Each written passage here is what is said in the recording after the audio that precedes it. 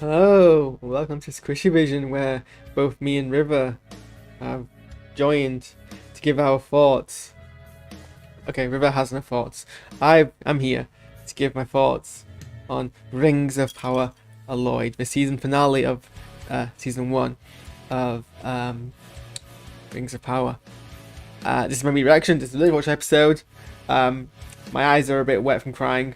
But apart from that, not going to dig into like the deep lore of the Easter eggs, so I don't know it very well. I'm just going to give my reaction to this as I reacted, and yeah, that was a satisfying first season finale.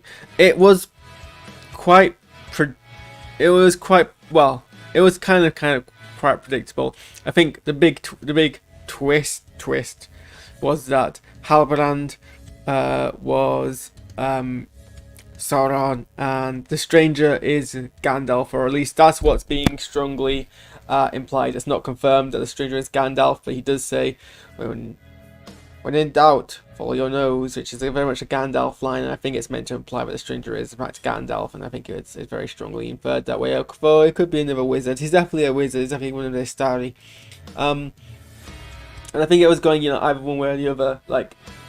Was. I mean, there were certain characters who, so the characters who were Sauron were either, oh, what's his face? I forgot. He's, in the episode, not in the episode 1 thing. Adar. Adar was either Sauron, but then he tends to be Uruk, and that's apparently much true. So after. You discount hours, but it was clever though. You had like just an extra antagonist, so you had like 3 options to choose from, and either the stranger was Sauron, which to me I was really hoping it wasn't, because it didn't make much sense for him to be, and all the kind of pushing for him to be like, but like they were very unclear who was good or evil, and same, we did a very good job making it ambiguous. Like they could have gone, I think it was, I don't know if I call it a twist, because I think either way was expected, and the twist between 2 choices, it doesn't really feel like a twist, because you're either in one camp or the other, and you're not gonna, I think a better twist one that comes out of nowhere and you don't, and then after it's revealed you realise, oh, I should have seen that coming. This, I think, gives you a 50-50 choice. But then again, some of the I guess priests of Sauron could have also been Sauron, but yeah, I'm glad that it wasn't. I'm glad the stranger was a good guy, because I absolutely loved him. Halbrand I was always very sus about, and everyone else was very sus about, and yeah, it turns out that he is in fact Sauron, and I guess it kind of, where everyone ends up, it makes sense, because Halbrand then ends up in Eregion, which I'm just reading now Wikipedia. Where Sauron was. He used the word he used the name of Natan, not Halbrand, but whatever. And that makes sense that he ends up there, and it makes sense that Gandalf finds his footing in Middle Earth amongst Harfoots, that he really makes sense. So yeah, we the finale didn't follow, like, we didn't see any of the Southlanders or the Orcs or Adar in this episode, so we didn't really follow from where we left them last week, which I would have thought it'd be nice to touch on a bit, but I guess we're gonna go back to them. We kind of left them in a relatively final spot. And there were some brief bits with the Numenor, namely that the King Tar Palantir has passed, so this kind of sets up Pharazôn for his kind of political arc that I'm sure we're going to see. And it gives something for Elendil and Miriel to kind of ponder over. Elendil's daughter, who is called Ilian, is potentially getting involved with the Paladin as well, the Palantir, so there's that. That was probably the least interesting part of the episode, but I guess it was, we had to kind of explore it. And the other 2 halves were essentially the Elvish story of Sauron and the Harfoot story with Gandalf. And yeah, Lenny Henry gets killed, which is very sad because we love Lenny Henry. But it's, yeah, he dies heroically. He did a fight to kind of save Gandalf. I'm gonna call him Gandalf again. I don't know if he is Gandalf or not, but I'm just calling him Gandalf. They fight to kind of save Gandalf. He gets killed, but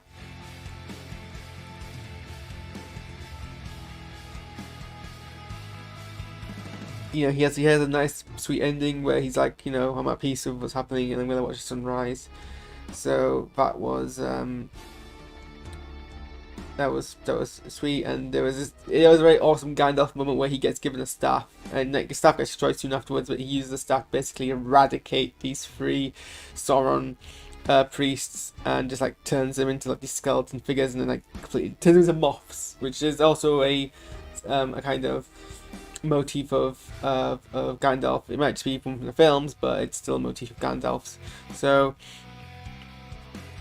that was neat. The whole kind of like him using his power in like a big heroic moment was quite epic to see, and there's a nice build up from there. And he also like he's now in control of his powers kind of thing, and he has like full capacity, so he's now able to like speak in full sentences and like verbose himself. So that was pretty neat. And then I absolutely cried during the scene that's in the background here when Nori, when they give a blessing to Nori to go and help Gandalf, and I don't know, maybe it's just my emotional state, but I cried. I was getting teary during that bye, like it's a pretty big thing, and then Poppy comes and gives her a hug, and I'm like, no, and that's when I started crying. So yeah, I got attached to these Harfoots quite a bit, so I felt a lot of emotions there. And then yeah, wasn't surprised at how Brand was Sauron, but they did execute very well. Galadriel was able to kind of finally like actually have an attempt on his life, and absolutely like did not have a chance at putting blade into flesh, but she mentally kind of fought against him and resisted his like kind of recruitment. He tried to like brainwash her into like joining, and she like resisted it. And now she's like fighting her own war, but in different ways. She has a very symbolic moment which I appreciated, when she puts her blade that she's been carrying, these belong to her brother, in the forge, and we get to see finally rings of power. The 3 rings were get forged at the end of the episode. Meanwhile, Sauron arrives at Mordor, and we just end before we get to see kind of how he deals with, because at the moment it's run by orcs who are not loyal to Sauron, and they're explicitly unloyal to Sauron. So interesting to see how he kind of reclaims control. Possibly he will continue to mislead the men in doing so. Yeah, I mean, there's like people having turned off by the series, like taking its time, having like a lot of like different plot lines, and their pacing was very odd, but I think the pacing was really much fit streaming platform. And I think definitely last episode was definitely like the climax finale, and this was like the narrative cathartic kind of resolutions of everything. And yeah, it makes sense for it to end in the 3 rings of, well, I'm pretty sure the 3 rings were the last of the rings to be forged, right? So assuming they're not going too much off of that, which I mean they ended the episode with a song version of the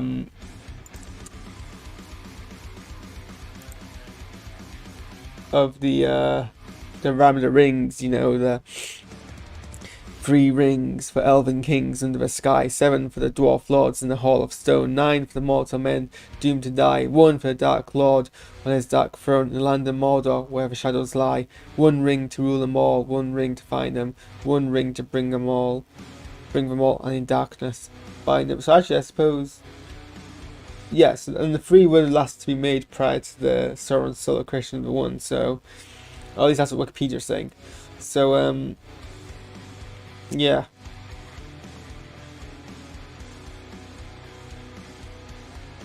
I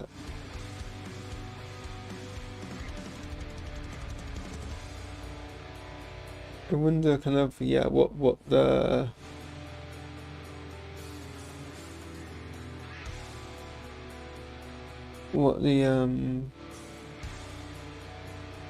I wonder if that implies that, you know, the seven rings have already been forged and the Nazgul rings have already been forged. I mean, we don't know anything about those. All those rings are kind of like lost to time, and I think, what does it say here?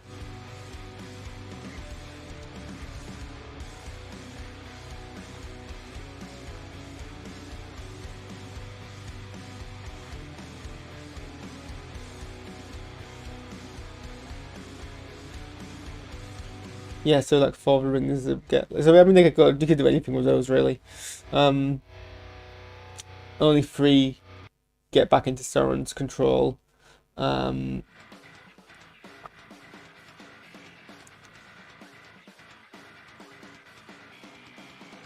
and I suppose they all found the nine rings, but yeah, sorry, I'm getting very distracted by Wikipedia. It's very interesting. I should probably read the book at some point. Maybe I should read the book before season 2, Rings of Power. I don't know. I kind of put in my mind I was going to read all of the Tolkienology stuff in chronological order, and I'm not sure that's clever or not. But yeah, no, this episode definitely was a resolve. There's nothing really to critique. A lot of visuals are beautiful. There was that one shot where Gladriel is on the raft, and behind her is that clear skies, and then Sauron's on the other side of the raft, and behind him it's all like storm, and that's good. That's like, you know, very basic visual storytelling, but very effective visual storytelling. So yeah, I think that was a successful season. Wish it was slightly less violent. Just for my own personal tastes and comfort.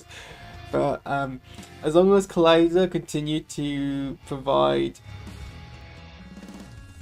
recaps that help signpost me to when I need to kind of watch things through my fingers, I think we can find a balance here. Maybe I should find something similar for Daredevil. Like I finally watched Daredevil.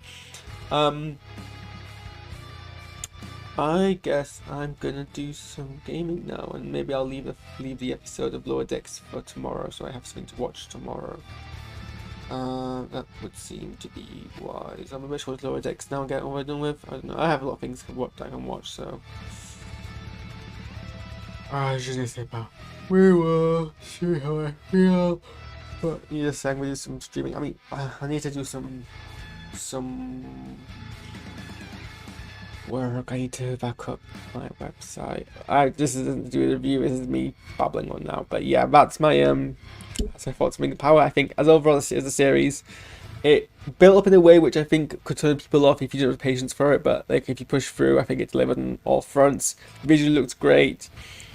I've not read the books apart from The Hobbit, so I wasn't coming at it with a great deal of does this respect the law. As far as I can tell, it's mostly okay, but there are some tiny deviations. My approach to Lord of the Rings has always been the books are the actual translation of the accounts of the people who were there, and even like the original books were like unreliable narrators. That's what Tolkien's excuse was for why the first edition of The Hobbit didn't include, or first edition of The Hobbit made Gollum less resistant to giving away the ring, and then he was more resistant in future editions when he rewrote that chapter. So it was already unallowable later. But if we assume like in the Tolkien universe, those books are like historical records. I mean, we have movies in real life that are based on historical events that take some deviation. These are just no different than that. So that's my kind of feeling on it. Thanks for watching, and